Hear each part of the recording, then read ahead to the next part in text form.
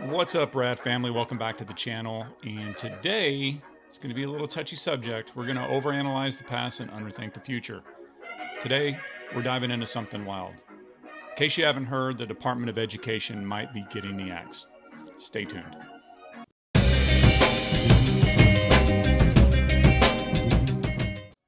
Yeah, the Department of Education, the big old government machine that's been telling us how to math and spell since we were kids. Poof, it's going to be gone, or at least 50% of it's going to be gone. Now, this isn't a political video. This isn't for people on the right or the left. This is a Gen X video.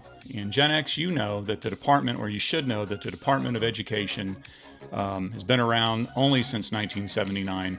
And you and me both know how school was when we were growing up. So let's get into that part. Did we even need it back in the day?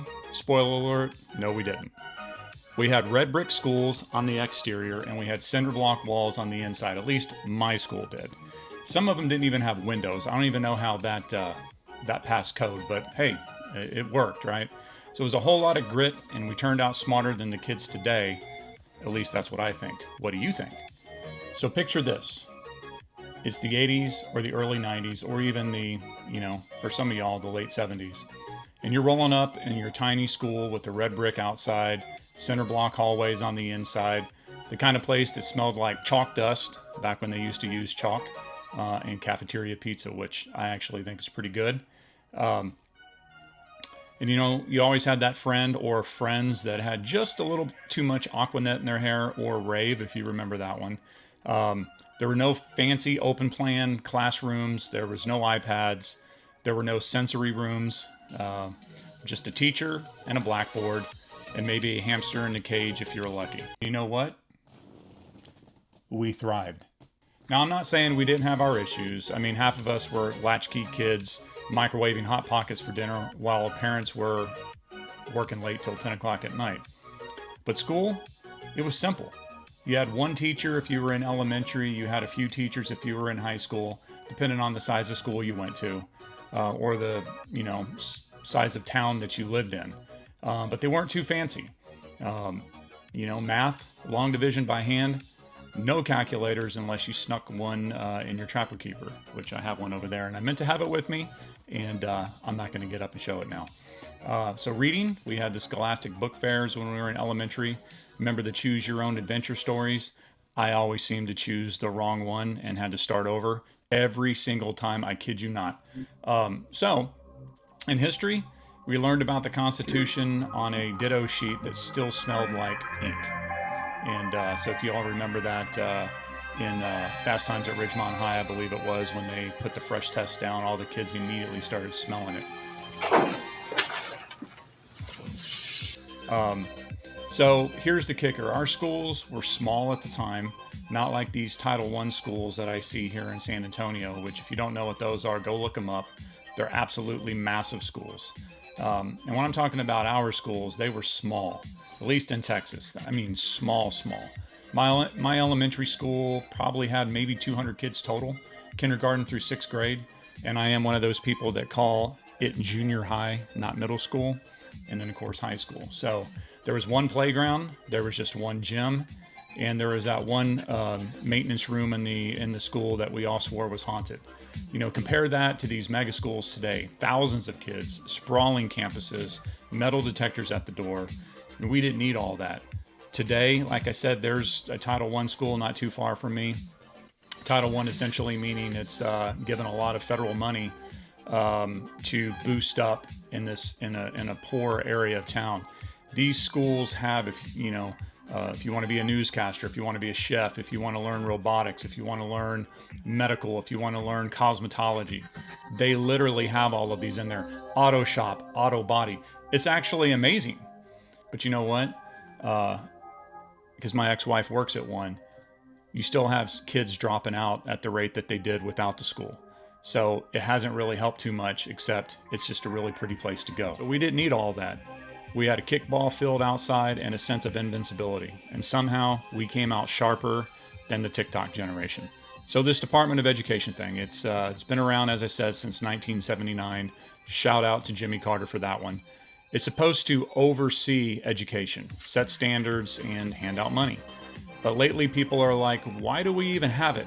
States can handle schools. And as far as I know, roughly, and I'm only speaking for Texas, but I believe it's nationally, the states already cover about 90% of all of the public schools to begin with the taxes that they take here at the state level. So states can handle it. And as a Gen Xer, I kind of get it.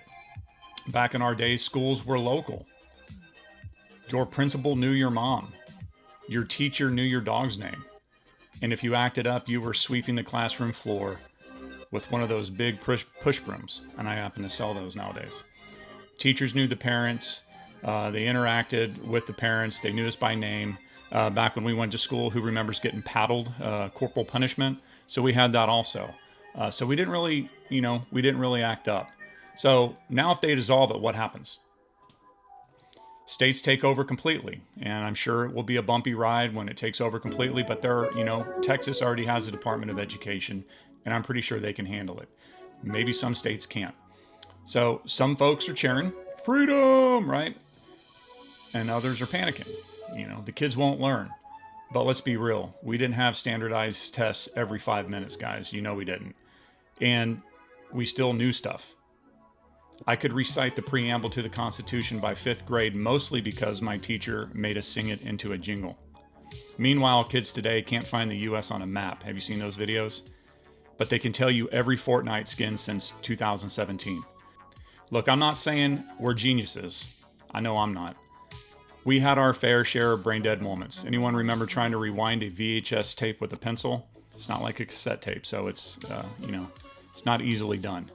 We built forts out of couch cushions, we rode bikes without helmets, and we figured out how to sneak into PG-13 movies. Kids today, they've got Google, but they're asking Alexa how to tie their shoes. I rest my case. And let's talk about fun. For a little red brick school where just for learning, they were chaos hubs. Recess was king. We had dodgeball, and I mean real dodgeball, not this foam ball nonsense.